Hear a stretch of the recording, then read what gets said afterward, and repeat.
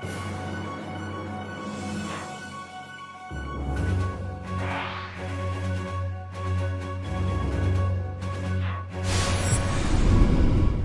is September 7th, 2023, and I would like to bring you this day in history. On September 7th, 1776, during the Revolutionary War, the American submersible craft Turtle attempts to attach a time bomb to the hull of British Admiral Richard Howe's flagship Eagle in New York Harbor. It was the first use of a submarine in warfare. Submarines were first built by Dutch inventor Cornelius van Dribbel in the early 17th century, but it was not until 150 years later that they were first used in naval combat. David Bushnell, an American inventor, began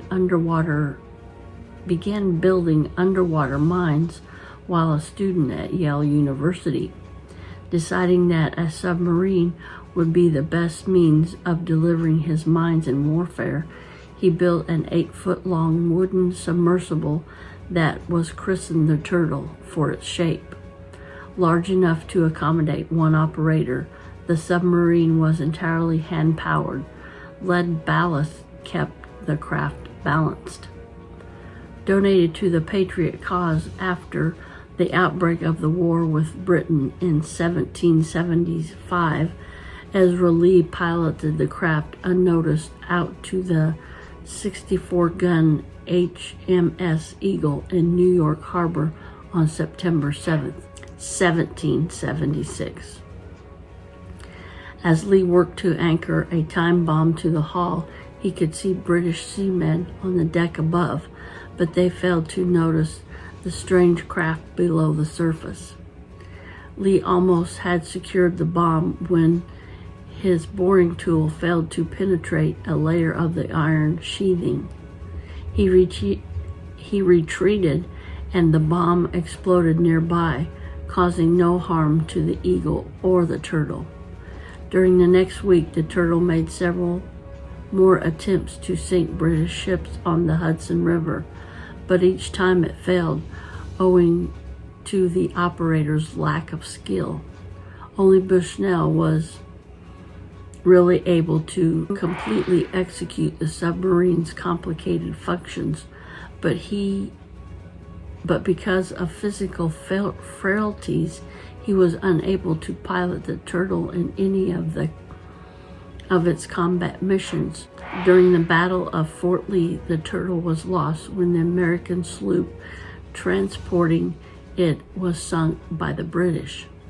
Despite the failures of the Turtle, General George Washington gave Bushnell a commission as an Army engineer, and the drafting mines he constructed destroyed British frigate Cerberus and wreaked havoc against other British ships. After the war, he became commander of the U.S. Army Corps of Engineers stationed at West Point. Now I'd like to bring you another This Day in History. Attempting a bold daytime robbery of the Northfield, Minnesota bank, the James Younger gang suddenly finds itself surrounded by angry townspeople and is nearly wiped out on September 7th, 1876. The bandits began with a diversion. Five of the men galloped through the center of town, hollering and shooting their pistols in the air. As the townspeople ran for cover, three other men wearing wide-brimmed hats and long dusters took advantage of the distraction and walked unnoticed into the First National Bank. Brandishing pistols, one of the men ordered the bank cashier to open the safe. Though the cashier recognized the famous face of the dangerous outlaw Jesse James, he stalled, claiming that the safe had a time lock and could not be opened. As James considered his next move, a brave or foolish bank teller made a break for the back door. One of the robbers fired twice, hitting the teller in the shoulder, but the man managed to stumble to safety and sound the alarm.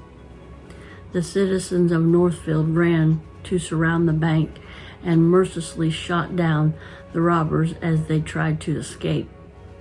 A 19-year-old medical student killed one of the gang members, Cels Miller, while the owner of the Northfield hardware store mortally wounded Bill Cogwell, peppering his body with bullets from a rapid-firing Remington repeater rifle.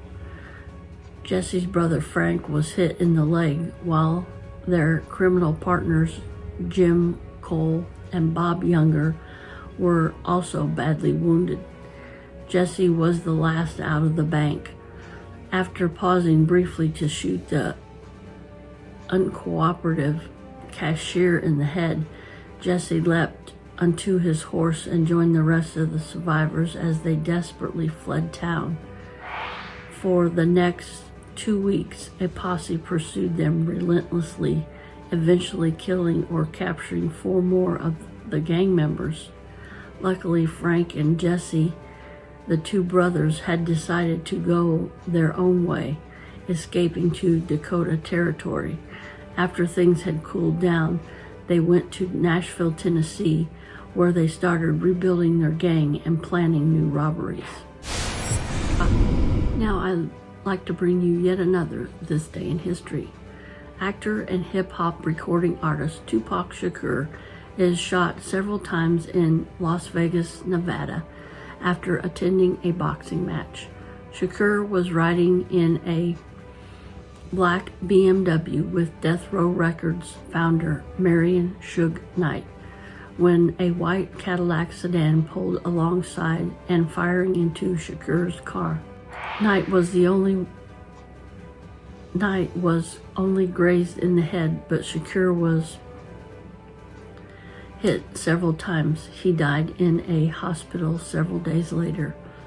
Although Shakur's killer was never identified, some believe Orlando Anderson, a member of the Los Angeles gang Southside Crips, was responsible. Earlier in the evening, prior to Mike Tyson Bruce Sheldon heavyweight fight, Anderson had been attacked in the lobby of the MGM Grand Hotel by a group from Death Row Records, including Suge Knight. When a videotape of the attack came to light, Knight, who was out on parole at the time, had to return to prison to serve out a 9-year sentence. Suspecting revenge as a motive, Shakur's mother filed against Anderson for her son's death, but the case was never resolved because Anderson was shot to death in May 1998 in a shootout outside a Los Angeles car wash. Shakur had been involved in a string of violent encounters before the shooting in Las Vegas. In 1993, he was convicted of assault and battery after an attack on a music video producer. That same year, a limousine driver claimed that Shakur had severely beaten him. In 1995, while on trial for sexual abusing a young woman in a motel room, Shakur was shot 5 times during an alleged robbery attempt at a New York recording studio. He was later convicted of sexual assault. In 1996, he was sent to prison for violating probation and for failure to complete his mandated community service. Before his death, Shakur was also the defendant in a couple of civil lawsuits, when Ronald Ray Howard shot a Texas state trooper to death after listening to Shakur's song in 1993. The trooper's widow followed a case against Shakur for manufacturing and distributing music that allegedly incited imminent lawless action. In October 1994, two 17-year-old kids in Milwaukee killed a police officer in a sniper attack after claiming they had been geeked up by Shakur's music. I want to thank you for watching today, and as always, stay safe and stay blessed. And remember to smile, because I love you, but more importantly, the Lord and Savior Jesus Christ loves you the most, and that's the best love that you could have. If you like the content of this video or any of my other videos, please give it a and comment down below. Those two things really help my channel. But what really helps my channel is if you come on over and join our little Serendipity Subby family. And also, I need some watch time hours, some more watch time hours. So if you go over and check out some of my other videos, I would greatly appreciate it. All right, everybody, have a blessed day, and I'll see you in my next video. Bye, everybody.